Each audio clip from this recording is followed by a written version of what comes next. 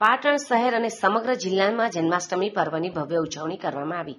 શહેર અને ગામડાઓમાં મટકી ફોડ કાર્યક્રમનું આયોજન કરવામાં આવ્યું હતું. મંદિરોમાં ભજન કીર્તન બાદ મધરાતે કૃષ્ણ જન્મોત્સવની ઉજવણી કરવામાં આવી હતી.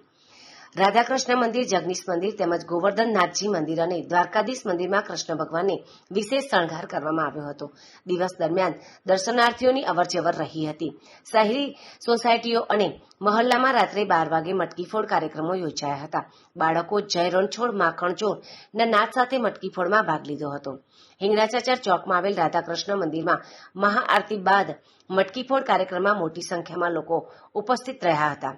ઝીણીપોળ, બળિયાપાડો, જોગીવાડો તેમજ કસારવાડો અને પાયલ પાર્ક સોસાયટીમાં ભજન કીર્તન તેમજ ભક્તિ ગરબા સાથે મટકી ફોડ કાર્યક્રમો યોજાયા. મહોલ્લાના ચોકમાં કનૈયાની પ્રતિમા સાથે બાળિકાઓએ રમત રમી મટકી ફોડ કાર્યક્રમમાં બાળકોને ચોકલેટ વિતરણ કરવામાં આવ્યું હતું.